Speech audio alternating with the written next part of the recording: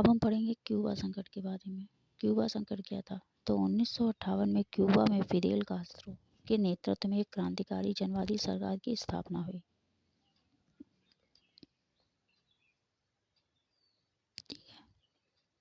ठीक है, जनवादी सरकार की स्थापना हुई। इस घटना ने शीत युद्ध के इतिहास में एक नया अध्याय जोड़ दिया, क्योंकि जो फिदेल कास्त्रो थे उन्होंने क्या कर दिया, तख्ता पलट कर दिया। क्रांतिकारी जनवादी सरकार की स्थापना, क्यूबा में फिदेल कास्त्रो के नेतृत्व में एक क्रांतिकारी जनवादी सरकार की स्थापना हुई। ठीक है, इस घटना को शीत युद्ध के इतिहास में एक नया अध्याय जोड़ दिया गया। क्या कहा था? शीत युद्ध का एक नया अध्याय जोड़ गया। वर्षों से क्यूबा संयुक्त राज्य अमेरिका के साम्राज्यवाद का एक घोर शिकार बना हुआ था। मतलब क्यूबा पे क्या किसका आधिपत्य था? पहले था अमेरिका का आधिपत्य। एक नया अध्याय जोड़ दिया गया। ठीक है, इसके उसके आर्थिक जीवन पर पूंजीपतियों का एक अधिकार था। किसका? पूंजीपतियों का अधिकार था क्यूबा पर। ठीक है, तो कास्ट्रो के हाथ में क्यूबा की सत्ता आने के पश्चात इस स्थिति में परिवर्तन होना अवश्य भावी हो गया। क्यों? जब कास्ट्रो के हाथ में सरकार आई तो परिवर्तन हुए। उसने काफ़ी सारे परिवर्तन किए। यह व्यक्ति समाजवादी विचारधारा का था। ये व्यक्ति समाजवादी विचारधारा का था और अमेरिका था पूंजीवादी विचारधारा का। तो जो उसे अमेरिका की जो साम्राज्यवादी नीति थी वो बिल्कुल पसंद नहीं थी। उसका वो घोर विरोधी था। उसने तुरंत ही अपने देश में आर्थिक साधनों का राष्ट्रीयकरण आरंभ कर दिया। राष्ट्रीयकरण का मतलब होता है कि अगर काफ़ी चीज़ें कई गुटों में बटी हुई हैं तो उनको एक गुट में मिला देना। उन्होंने कहा है कि 10 जगह में चीज़ें ध्यान देने से अच्छा है मैं एक जगह ध्यान दें। तो उन्होंने क्या कर दिया, उन्होंने राष्ट्रीयकरण करना आरंभ कर दिया, जिसके कारण सर्वाधिक नुकसान अमेरिका के पूंजीपतियों को पहुंचा। पूंजीपति जो थे, जो कमा रहे थे अच्छा खासा, उनको क्या हो गया? उनको नुकसान हो गया। ठीक है, तो पूंजीपतियों को नुकसान होने लगा। इस कारण संयुक्त राज्य अमेरिका की नीति निर्धारण के बीच खलबली मच गई। खलबली क्यों मच गई? उन्होंने कहा लो अब तो सब चीज़ का राष्ट्रीयकरण हो रहा है तो हमारी जो नुकसान की रेशियो है वो बढ़ता चला जा रहा है। फिर इसके साथ ही साथ कास्ट्रो का सोवियत संघ के साथ संबंध निरंतर बढ़ते लगा और कास्ट्रो का जो है संबंध किससे? सोवियत रूस के साथ बढ़ने लगा। और रूस तो अमेरिका की आंखों में वैसे भी खटकता है ना, जिस कारण संयुक्त राज्य अमेरिका उसका बहिष्कार करने लगा। इसीलिए संयुक्त राज्य अमेरिका किसका बहिष्कार करना? फिदेल कास्ट्रो का बहिष्कार करने लगा। स्वस्थ अमेरिकी शरीर में क्यूबा एक कोड़ बन गया था। उन्होंने कहा कि हमारा जो अमेरिका था इतना अच्छा था, लेकिन ये क्यूबा का जो कास्ट्रो है ये हमारा क्या है? एक कोड़ के समान है।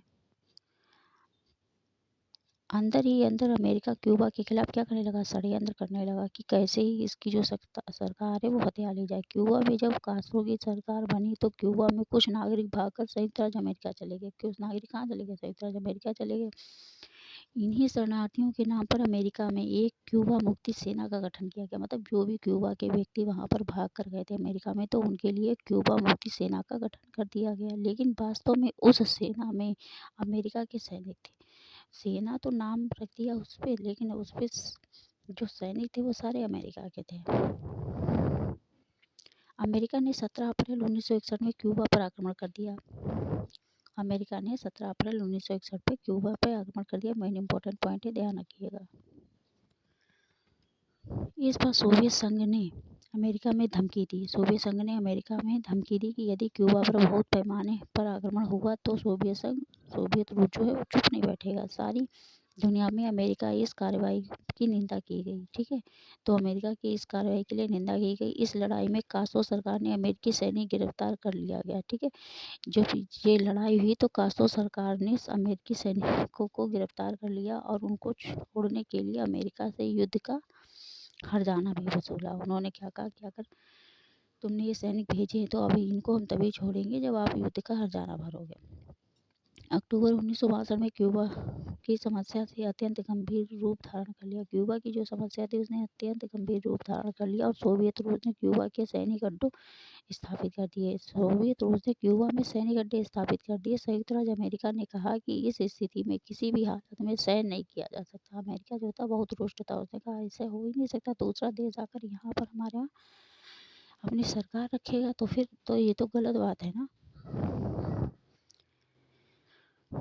सोवियत संघ ने क्यूबा में सैनिक अड्डे स्थापित किया। संयुक्त राज्य अमेरिका ने यह कहा कि इस स्थिति में किसी भी हालत में यह स्थिति स्वीकार नहीं किया जाएगा। ऐसे में शीत युद्ध अपनी चरम पर सीमा पर पहुंच गया और 22 अक्टूबर 1962 को राष्ट्रपति कैनेडी ने क्यूबा की नाकेबंदी की घोषणा कर दी। जो राष्ट्रपति कैनेडी थे अमेरिका के, उन्होंने क्या कहा कि हम क्यूबा की क्या कर देंगे, नाकेबंदी कर देंगे, तथा अमेरिका नौसेना के आदेश दे दिए। अमेरिका ने नौसेना को क्या आदेश दिया कि वह ऐसे सभी जहाज़ों को क्यूबा जाने से रोके जो आक्रमण हथियार लाद कर जा रहे हैं। ठीक है, उन्होंने कहा ऐसे कोई भी हथियार नहीं आने चाहिए जो आक्रमण के लिए जा रहे हैं। ठीक है, लेकिन किसी भी तरह राष्ट्रपति कैनेडी युद्ध का जोखिम नहीं लेना चाहते थे। जो राष्ट्रपति कैनेडी थे वो चाहते ही नहीं थे कि युद्ध हो, क्योंकि युद्ध अगर उस समय होता तो जो सैनिक अड्डे रूस ने बना कर रखे थे क्यूबा में, तो वो तो युद्ध क्यूबा का होता ही नहीं, वो तो होता रूस और अमेरिका के बीच में, और वो भयंकर परिणाम होते उसके। ठीक है, तो उन्होंने ऐसा करने से डर रहे थे। उन्होंने कहा ये क्या होगा, भयंकर युद्ध का परिणाम हो जाए, भयंकर युद्ध हो जाएगा। ठीक है, तो उस समय से रूस के कुछ विमान क्यूबा जा रहे थे, लेकिन किसी भी तरह से राष्ट्रपति कैनेडी युद्ध का जोखिम नहीं लेना चाहते। क्यों? क्योंकि जब उनके जहाज आ रहे थे, अगर युद्ध होता तो किसमें होता, सोवियत संघ और रूस में होता। लेकिन इस कार्यवाही ने एक बार फिर रूस और अमेरिका को आमने सामने खड़ा कर दिया। रूस और अमेरिका क्या हो गए, आमने सामने खड़े हो गए।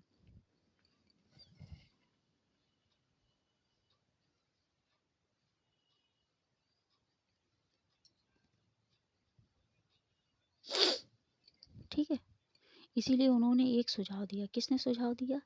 ठीक है, संयुक्त राष्ट्र संघ के महासचिव यूथांट जो थे, संयुक्त राष्ट्र के जो महासचिव थे, कि यूथांट ने देखा कि स्थिति बहुत गंभीर हो रही है। ठीक है, तो उन्होंने युद्ध की संभावनाएं प्रबल हो गई हैं, इसीलिए उन्होंने एक सुझाव दिया। उन्होंने कहा कि अमेरिका क्यूबा की नाकेबंदी नहीं करे। अमेरिका अगर नाकेबंदी करेगा तो सोवियत रूस से लड़ाई होगी। तो अमेरिका क्या करे, क्यूबा की नाकेबंदी नहीं करे, और सोवियत रूस अपने जहाज कैरेबियन समुद्र में ना भेजे। ठीक है, और रूस जो अपने जहाज जो है कैरेबियन समुद्र है उसमें ना भेजे। राष्ट्रपति कैनेडी ने इस सुझाव को अस्वीकार कर दिया।